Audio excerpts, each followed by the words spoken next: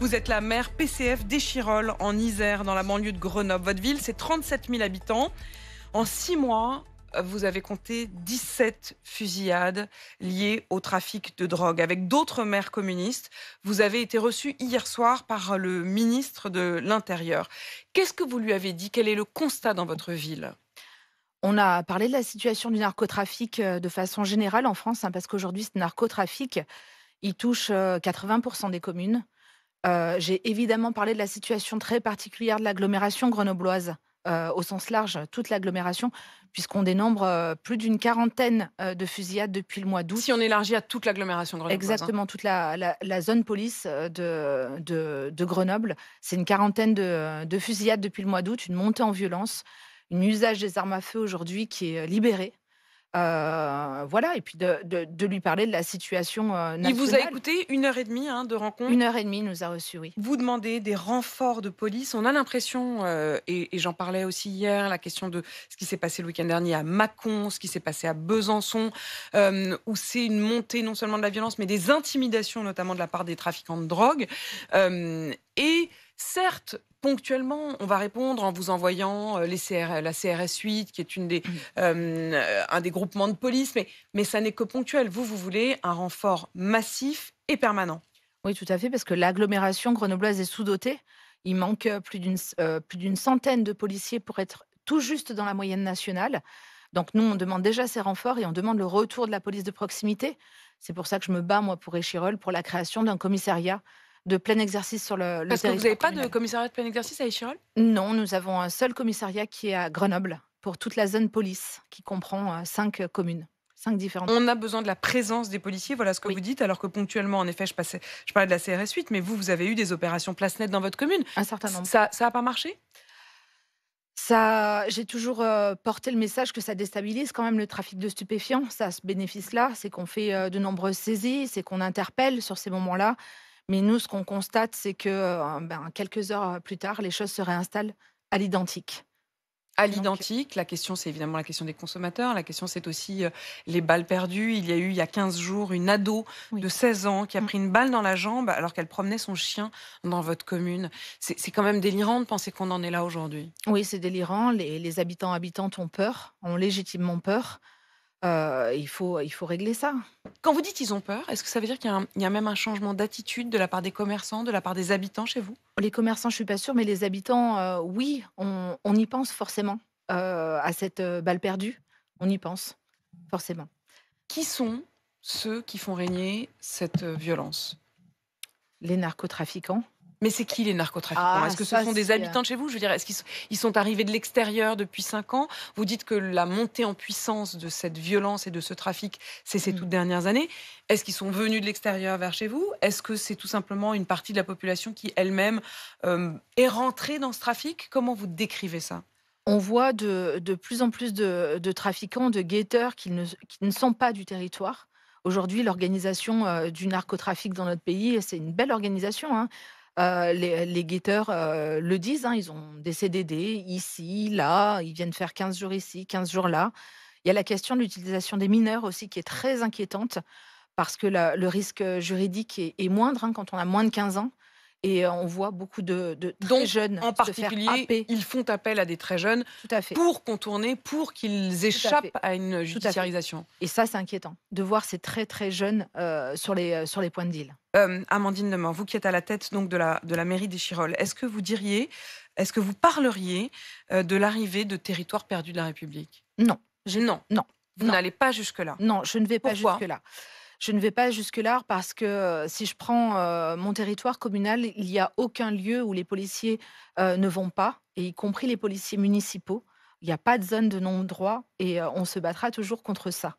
Après, l'emprise du narcotrafic, c'est bien toute la discussion qu'on a eue hier soir avec le ministre de l'Intérieur, demande aujourd'hui, des moyens supplémentaires. On ne peut pas être, simplement dans la police d'intervention telle qu'elle est aujourd'hui.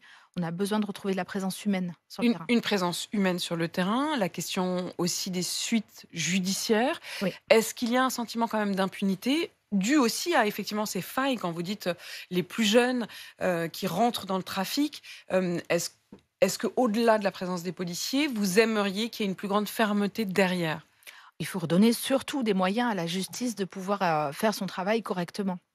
Je crois que c'est ça l'essentiel parce qu'ils ont un nombre de dossiers à traiter, y compris qui est aujourd'hui démentiel. Il faut redonner des moyens à la justice. Après, sur les questions de ces très jeunes, il y a aussi la question de la prévention et de remettre des moyens dans la Mais vous avez les prévention. moyens, vous, de remettre de la prévention? Quand on Mmh. entendait votre collègue, le maire de Mâcon, par exemple, qui dit que ce sont y compris les plus jeunes qui ont brûlé des locaux le Mmh, week-end mmh, dernier, il dit: «Je veux pas céder à leur intimidation», mmh. mais en réalité, il demande des locaux et il brûle les locaux. C'est-à-dire que c'est complètement paradoxal.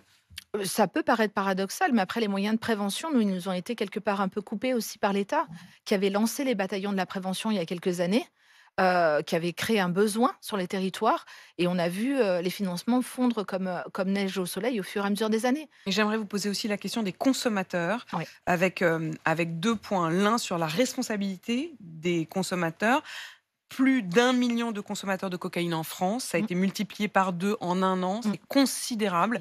énorme. Qu'est-ce que vous dites aux consommateurs et est-ce que ça veut dire aussi que ça s'est rapproché des consommateurs? Ça veut dire aussi que dans votre ville, on consomme, En comme cons partout désormais? Comme partout, vous le dites, très bien, la consommation de cocaïne qui a doublé.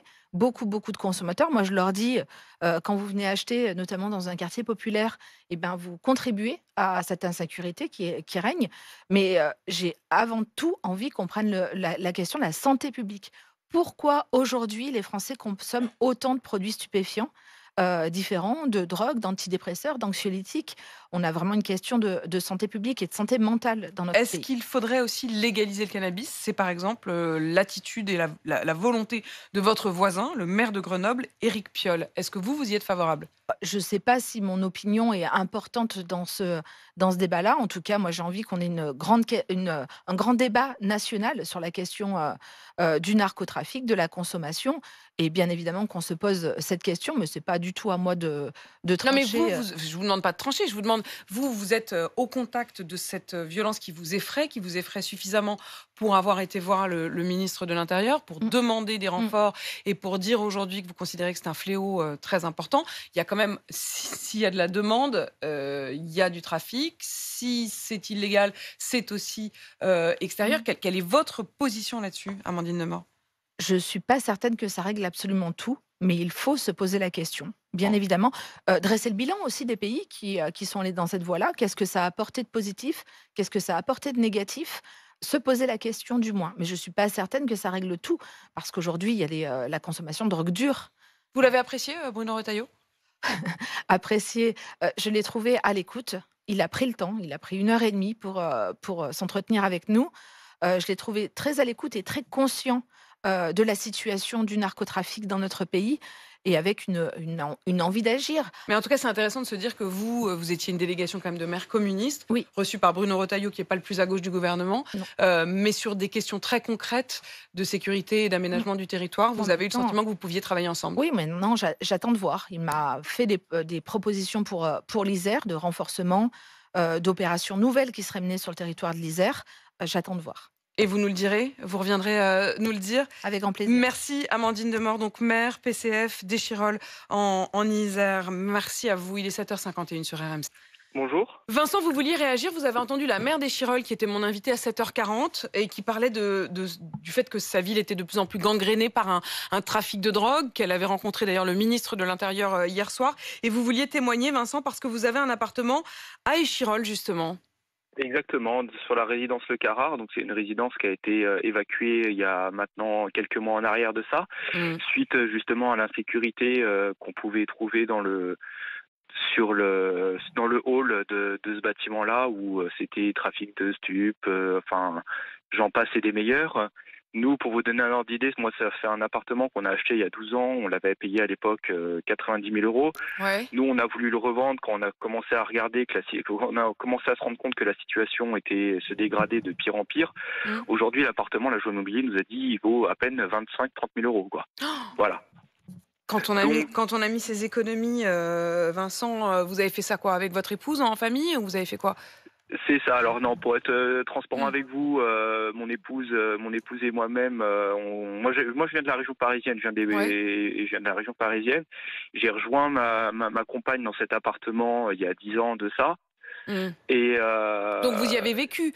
J'y ai vécu, bien sûr. Quand vous y habitiez, est-ce Oui. que, c'est-à-dire sur la question de l'évolution, moi ça m'intéresse aussi de savoir, est-ce que vous estimez que c'est une évolution vraiment très récente? Vous l'avez vu changer, le hall, Je l'ai l'immeuble, je le l'ai je quartier? l'ai je l'ai je l'ai vu changer. Moi, quand il y a 10 ans, quand j'y habitais, il y avait toujours excusez-moi du terme, des petits merdeux qui traînaient en bas. Mais Ouais. à l'époque, ils étaient toujours dans le respect. Moi, je sais, quand je suis arrivé, ils traînaient dans les coursives, parce que c'est des appartements qui donnent des coursives extérieures. Ouais. Donc, ils traînaient sur des coursives, ils fumaient leurs joints là-haut sur les coursives, ils buvaient, ils passaient la nuit ici. Mmh. Mais j'ai jamais eu de soucis personnellement. Mmh. Moi, quand je suis arrivé, je leur ai dit, écoutez, que vous restez ici, j'en ai rien à faire. Mmh. Par contre, le matin, quand je me lève, je veux que ça soit propre. Mmh. C'est-à-dire, il n'y a pas de canettes qui traînent, il n'y a pas de mégots qui traînent, il n'y a rien du Et tout. il le respectait? Et ils le respectaient. Suite à ça, nous, on a déménagé pour des raisons professionnelles de ma Mmh. part. On a déménagé un peu plus, on s'est rapproché de Chambéry.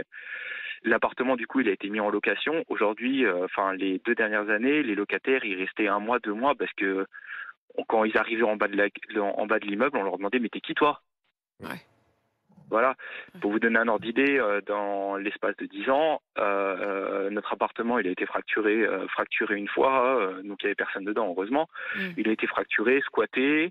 Quand on a récupéré l'appartement, qu'on a pu récupérer l'appartement, entre guillemets, bah, autant vous dire que il était à refaire complètement. Mmh. Voilà, Ouais. il était dégradé, il y avait des tags sur les murs, la moquette était brûlée, on a retrouvé des matelas, ça inspirait pas du tout. Ouais, Ça faisait plus peur qu'autre chose. Mmh. Donc moi, en fait, j'avais une question pour Madame la maire, qui est, qu'est-ce qu'elle compte faire pour cette résidence et quelles mesures vont être mises en place le plus rapidement possible pour que justement on puisse Vincent, retrouver. je lui ai dit que j'aimerais qu'elle revienne, et donc promis, je garde votre question, Vincent, mais en tout cas, c'est très, très utile et très éclairant d'avoir un témoignage comme le vôtre.